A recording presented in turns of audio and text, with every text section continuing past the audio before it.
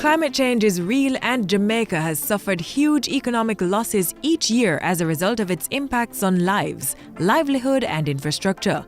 Climate-smart decisions and actions are important to protect livelihood and ensure food security. A two-day symposium was held recently to raise awareness of the benefits of a climate-smart approach to agriculture. Knowledge sharing, networking and promoting climate-smart investments formed the basis of the second JA Reach 2 Climate Smart Agriculture Symposium. The USAID funded Jamaica Rural Economy and Ecosystems Adapting to Climate Change 2 or JA Reach 2 project co-hosted the symposium with the Ministry of Industry, Commerce, Agriculture and Fisheries at the Jamaica Pegasus on September 13 to 14, 2016 in partnership with other stakeholders. The symposium ended on a high note with an engaging roundtable discussion which brought together representatives from the private and public sectors. These include financiers, government agencies, persons from academia, and agri-entrepreneurs.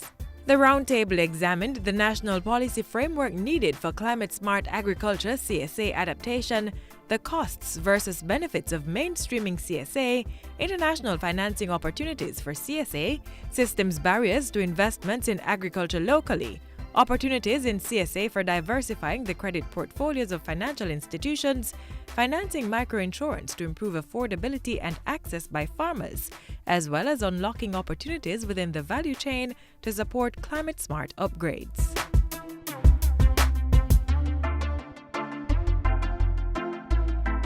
Agriculture contributes approximately 6.7% to GDP. It's the second largest employer in terms of contribution to the labor force, some 17, almost 18% contribution of the labor force in Jamaica. Export earning from traditional crops, some US 25.5 million, and earnings from food crops, US 126 million, and it's projected to expand another 5% over this current year. Over the last 10, it's probably 14 years, approximately $26 billion in terms of impact damage.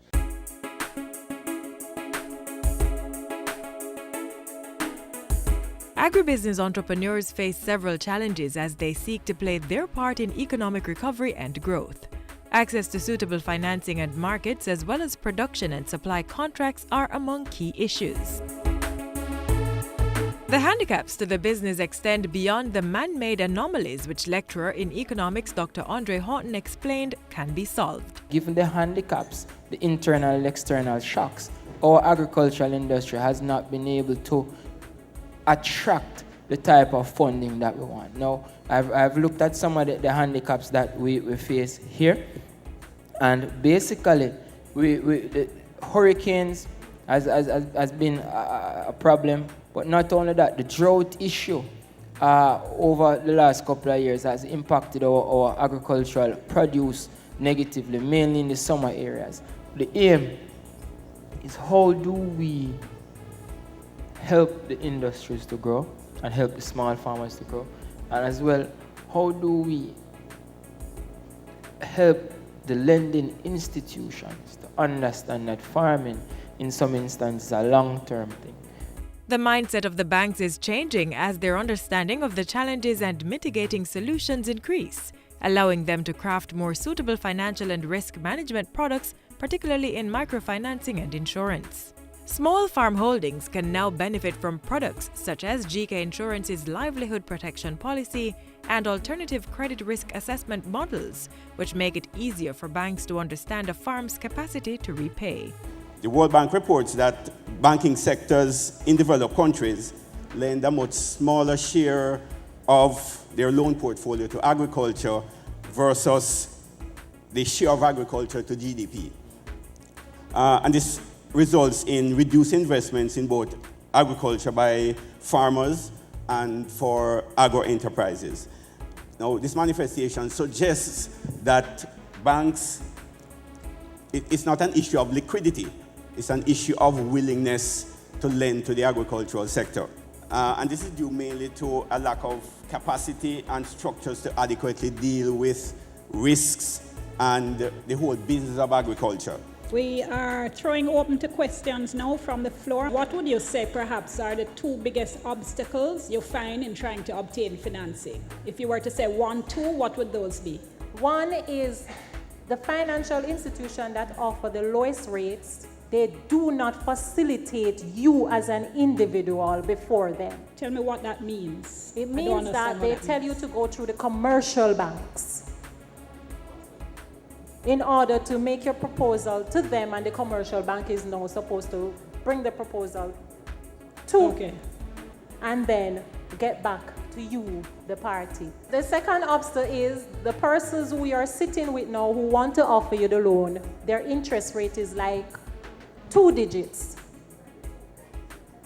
Okay. No, you don't want that. When you have the development bank or other institution who might want to give you 9%, 8%, 4%, but you cannot get to them. Yeah, we've been looking at access to financing. Germany, their government has a commercial bank leg to their thing.